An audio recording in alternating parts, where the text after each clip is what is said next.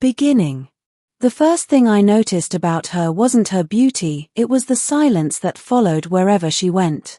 In a hall full of whispering diplomats and calculating soldiers, the alien princess of the Virellan Empire moved like a storm wrapped in silk. Every eye watched her, yet she never met anyone's gaze. And somehow, out of every human present, I was the one assigned to her protection. My name is Captain Elias Ward, formerly of the Terran Defense Corps.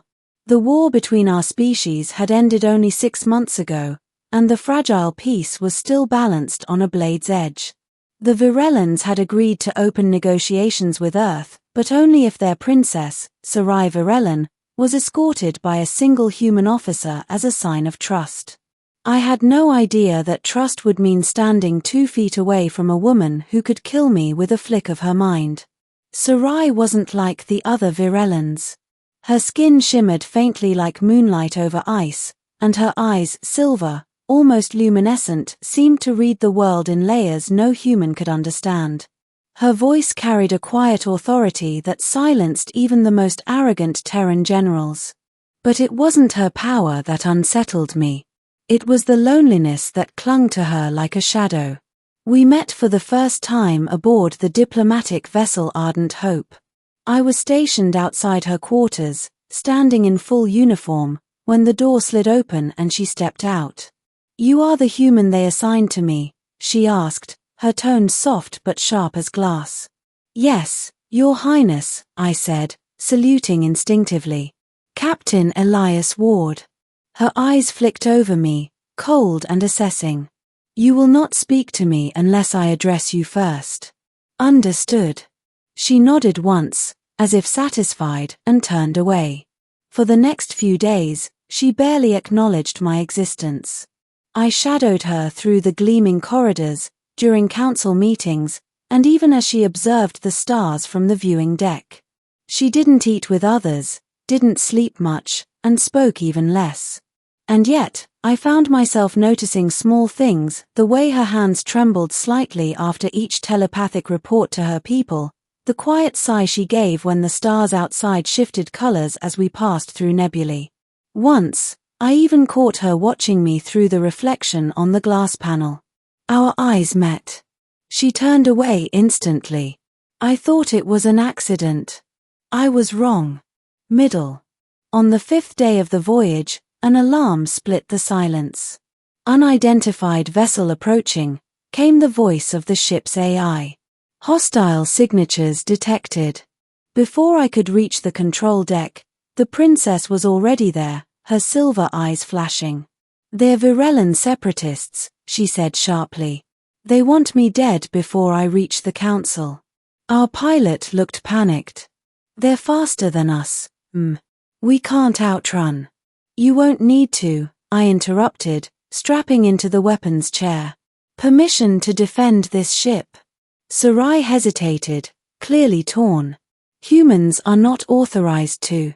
"With respect, Your Highness, we don't have time for politics."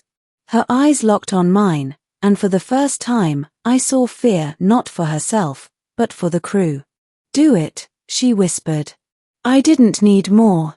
The ship shuddered as we fired, plasma bolts cutting through the void. The enemy vessel returned fire, rocking us violently.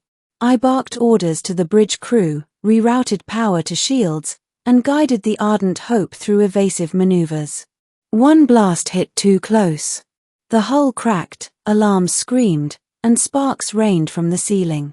I turned just in time to see Sarai stumble, her head colliding with the edge of a console. She crumpled to the floor. "Princess." I lunged forward, ignoring the searing pain in my arm. When I reached her, her eyes fluttered open, and I did the unthinkable, I touched her. Her skin was cool, faintly glowing under my fingertips. For a fraction of a second, our minds brushed together like static, but deeper, sharper. Images flashed in my head, fire, screaming, her as a child surrounded by soldiers.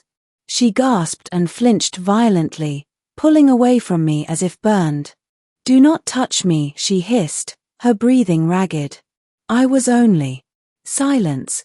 Her voice trembled, her eyes unfocused. Then she saw the blood on my uniform, hers and mine, and something in her expression changed. "You risked yourself." "Yeah," I muttered, standing. "That's kind of my job." But she didn't answer. She just stared at her hands, whispering something in her own language that sounded like disbelief.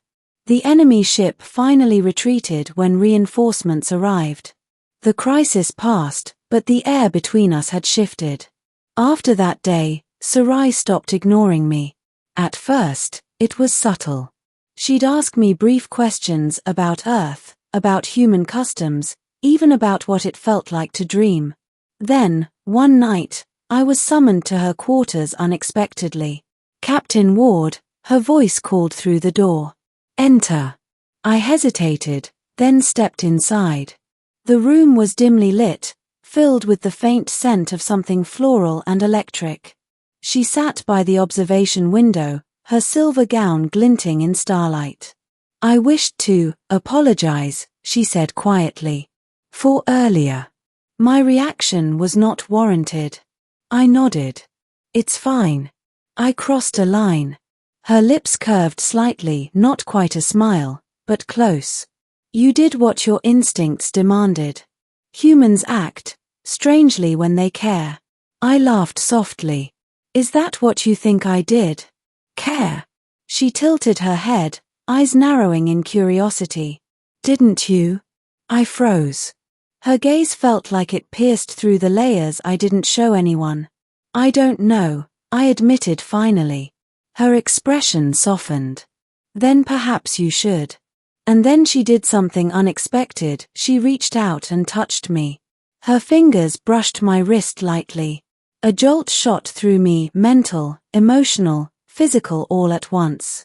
I saw flashes again, her as a child laughing, her people's war-torn cities, the isolation of being the last royal heir. When the connection broke, I realized I was trembling. So was she. "That was not supposed to happen," she whispered. "What was that?" "An empathic resonance," she said softly. "It occurs only between bonded minds. It should be impossible with a human. But it wasn't." "No," she said, looking both awed and frightened. "It wasn't." Later that night, I tried to sleep, but the memory of her touch kept looping in my head, the warmth, the pain, the sadness she carried. I couldn't get it out of my mind. Then, at 0300 hours, I received a message. "Come to my quarters. Alone. Sarai." My pulse jumped. I shouldn't have gone. But I did. When the door opened, the princess stood there, barefoot, her usual armor-like robes replaced by a soft ceremonial garment. "You came," she said quietly. "You asked," I replied. For a long moment, neither of us spoke. The stars glimmered behind her like scattered fire. "Finally," she said, "when you touched me, I saw something I have never seen before, a human risking his life for a being he should despise. My people taught me that humans are cruel, selfish, violent. Yet you," she stepped closer. "You made me question everything." I swallowed hard. "And what do you want me to do with that?" Her gaze didn't waver. "Stay. Stay." "Yes," she said simply. "I want to understand why I cannot push you away." Before I could answer, a tremor ran through the ship. The alarms wailed again, another attack. But this time, it wasn't separatists. It was the Virellan Royal Guard. Ending. They boarded the ship within minutes, tall, armored figures radiating psychic authority. Their leader, Lord Kale, bowed stiffly to Sarai.